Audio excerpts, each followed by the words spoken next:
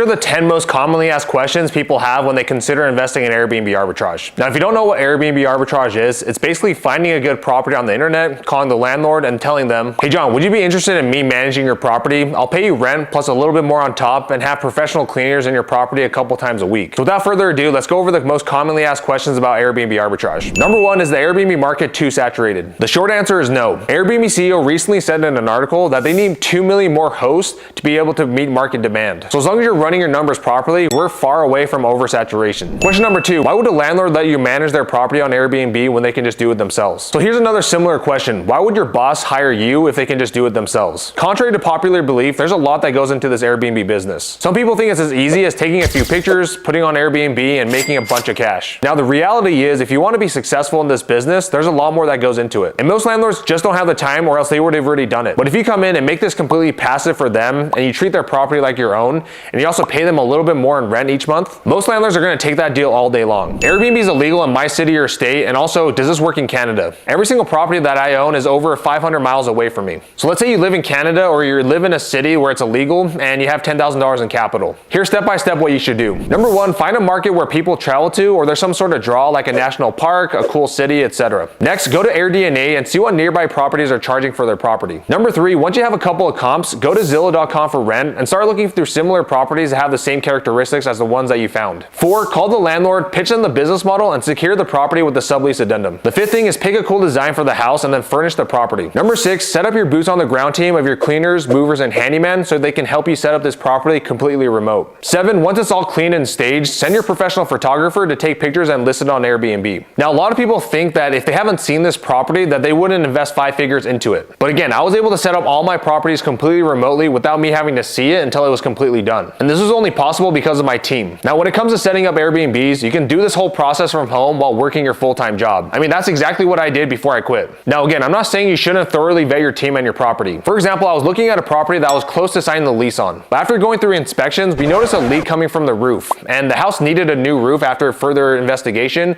but the landlord refused to fix it. So we backed out and didn't sign. You want to make sure that your boots on the ground team goes to the property to verify the property is in good condition and there aren't any major issues. And if you find something and the landlord isn't willing to repair, just move on to the next property. What occupancy rate do you need to be able to cover your mortgage and also make it profitable? So let's say you found a property that's renting for $2,000 a month. Assuming these are your expenses, you would need to find a property that did at least $275 a night at a 68% occupancy rate. And that would give you $2,500 a month in cash flow. And the sweet spot from my experience is to be able to get a 65 to 75% occupancy rate. Now, of course, if your average nightly rate is higher, then you can have a lower occupancy rate and vice versa. How much money can I make from one Airbnb if I invest $10,000? All right, so here's a full breakdown of the $10,000 that you need to get a property up and running. It's going to cost about $500 to get your LLC set up. I highly recommend getting an AirDNA subscription. That's going to be another $100. Let's say you find a property for rent for $2,000. You're also going to have to set aside another $2,000 for the security deposit. Depending on where your property is located, your insurance is going to be roughly about $100. So while you're getting your property set up, let's call it $150 for your utilities and another $50 for your internet. Your furniture costs are going to be about $4,000, and then you're going to pay your handyman $200 to come install your smart locks and also your Ring camera. Another $400 for your mover to set up all the furniture. You're going to pay a photographer $200 to take professional photos,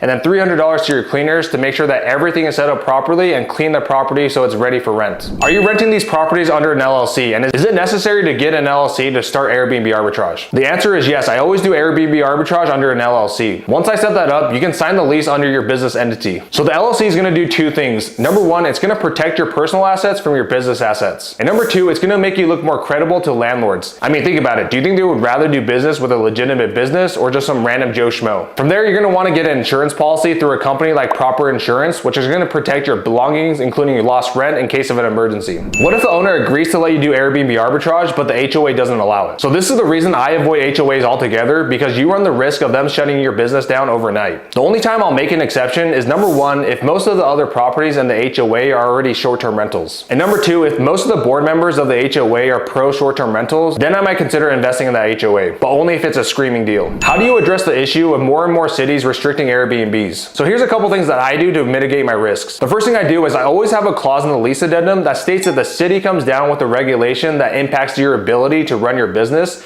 then you're allowed to get out of your lease without penalty. And the second option that you have is you can choose an area where there's a hospital, a university, or businesses nearby and convert those to midterm stays. So most cities and counties see anything more than a 30+ day stay as a long-term rental, which 99% of these places don't require a permit to run. You'll be marketing to traveling nurses, business professionals, etc. Now most of the time your upside isn't going to be as high, but this is just another great way to pivot to avoid getting your business completely shut down. Why would someone use Airbnb instead of hotels? So the main pros of choosing an Airbnb over a hotel, number one is that they're cheaper overall for groups that want to stay together. Number two, they can enjoy more privacy and stay in larger places. It's also easier to stay in Airbnbs for longer term stays. Number four, the good hosts are going to actually provide better customer service than most hotels. And number five, you're going to have way more options to choose from. What states and cities are the most underrated for Airbnb arbitrage? Now Charleston attracts visitors in almost every season. There's a ton of history, like the first shots of the Civil War, and you're no more than a few miles away from beautiful beaches. Next on the list is Columbus, Ohio. The Ohio State University is right at the heart of the city, and there's usually something happening year-round. You can attract business travelers, tourists, and also families visiting their students in college. Next on the list is Key West, Florida. Key West has some of the most beautiful beaches in the entire world. It also has a cool downtown area and a great nightlife. Blue Ridge, Georgia is a quaint little town that's beautiful, especially during the fall months. It's located near the National Forest, it's near the Blue Ridge Scenic Railway, and also attracts a lot of visitors wanting to explore nature and art. The fifth on the list is Santa Fe, New Mexico. It was ranked by Travel and Leisure magazine as a top 3 American city, and there's a lot of great food, there's museums, and also outdoor activities that you can do.